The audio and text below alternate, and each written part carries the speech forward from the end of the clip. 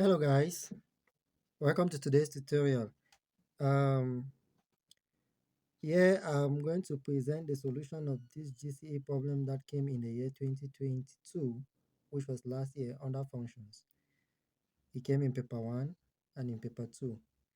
In paper 1, which is MCQ, we are given that a function f that maps the set of real numbers to the set of real numbers is given by f of x equal to ax plus b. Now, if f of 3 is equal to 3 and f of 4 is equal to 5, then what are the values of a and b? The answers are given here. So now we just need to solve the problem and decide which of these answers is the correct one. So, solution. To solve this problem, I am going to use the function f of x equal to ax plus b and these conditions to form two simultaneous equations and then solve for the values of a and b. The equation says f of 3 is equal to 3. What does f of 3 mean? F of 3 means that we substitute 3 in the function f of x. Doing so will give us 3a plus b equal to 3. We can call this equation 1. Also, we are told that f of 4 is equal to 5.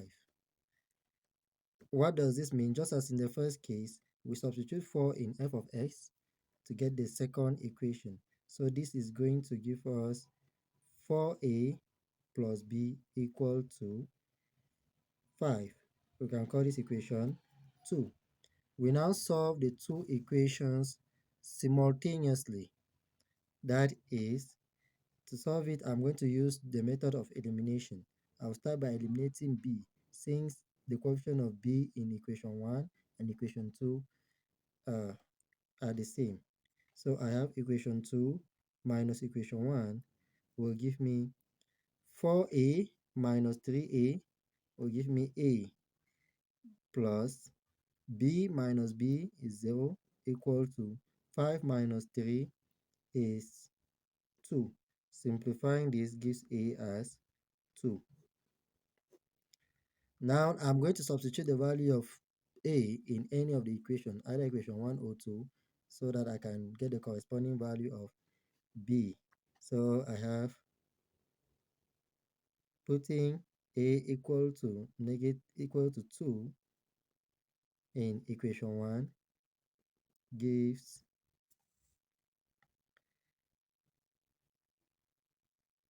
this equation 1. So I have 3a plus b is equal to 3, implies 3 into 2 plus b is equal to 3.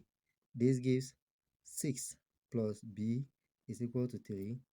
I take the 6 to the other side. I have b is equal to 3 minus 6, giving me b as negative 3. Therefore, you can see that our a is 2 and our b is negative 3. So which of the answers is correct?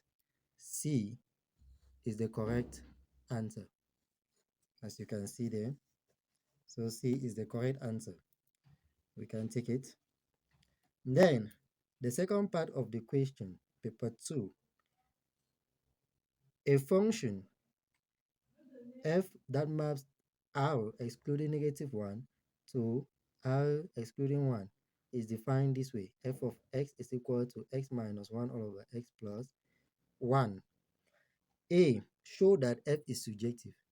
B, find the composite function f composed with f of x and state its domain. C, determine if that composite function is even or odd. Let's solve it. Solution. We start with the first one. The first one, A, wants us to show that f is surjective. What does it mean for f to be surjective? First of all, f is surjective if the codomain of the function f is equal to its range. So we're saying that for f to be surjective,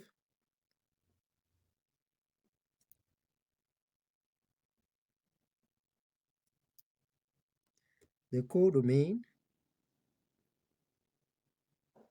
should be equal to the range. Now the question gave us the codomain. This is the codomain. This is the codomain here, but it did not give us the range. So we need to find the range. To find the range, we simply let f of x to be equal to y, so that we have y is equal to x minus 1 on x plus 1. We make x the subject.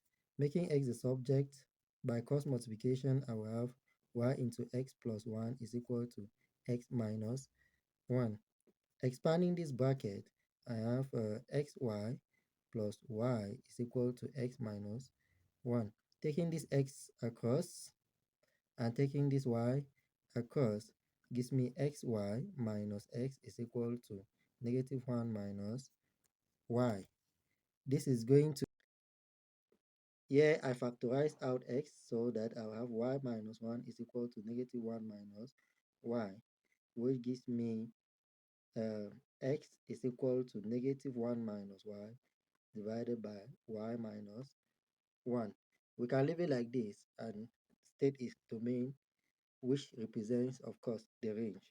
Or we can divide the top and bottom, or multiply the top and bottom by negative 1. It gives us 1 plus y all over 1 minus y. And the domain of this function is what? R excluding 1. Yes, that means that y can take all values in the set of real numbers except 1. Of course, if you substitute 1 for y, you are going to have what? You're going to have something like 2 all over 0, which is not defined. So that's why we're subtracting it from the set of real numbers. Now, this domain of this function represents to us what we are looking for, the range of the function f of x. And you can see that the range here is equal to the codomain. So we can conclude that the function is surjective. So we are saying that, therefore, we are saying that this implies that the range is equal to r minus 1. Therefore, since the range is equal to the codomain, comma, the function f of x is surjective.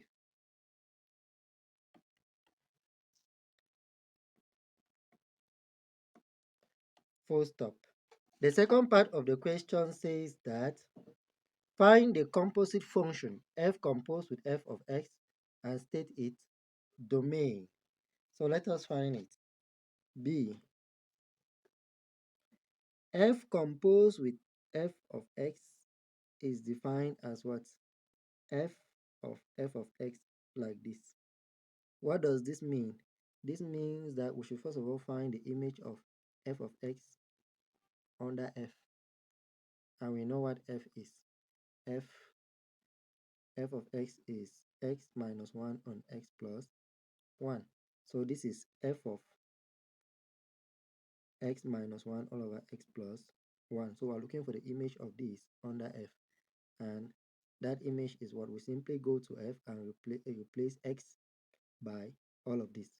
This gives us x minus 1 on x plus 1 minus 1. All this divided by x minus 1 on x plus 1 plus 1. Simplifying this gives us x minus 1 minus 1 into x plus 1 divided by x minus 1 plus 1 into x plus 1. Expanding the brackets and simplifying further, we get x minus 1 minus x minus 1, all that on x minus 1 plus x plus 1. Here you can see that this x cancels with this, you are left with negative 2. Here negative 1 cancels with it, you are left with 2x. Now 2 is a common factor, so this gives us negative 1 on x. Therefore, we are saying that f composed with f of x is equal to negative 1 on x. Since we will need this result in the next part, I'm going to let f composed with f of x to be equal to g of x, just to reduce the notation.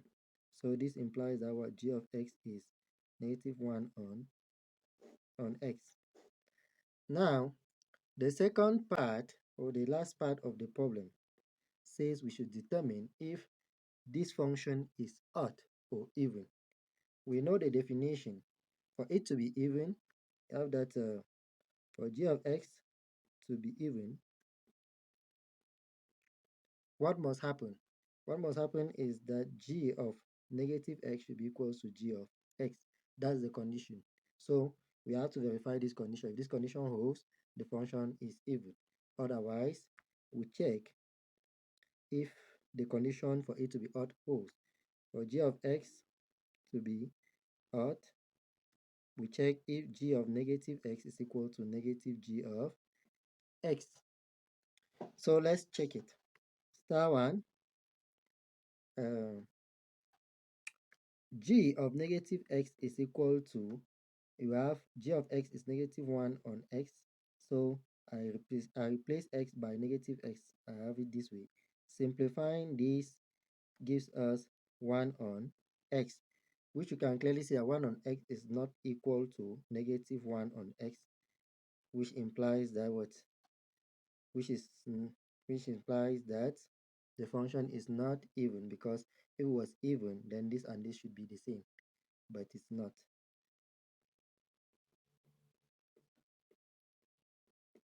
We now check if it is going to be odd. G of negative x, we have seen that is equal to 1 on x, which of course is equal to what? Negative 1 on x. This here, negative 1 on x times this negative will give us this result. And you know that this man here, this is negative g of x. Hence, g of x is an odd function, which completes the solution of this GCE problem.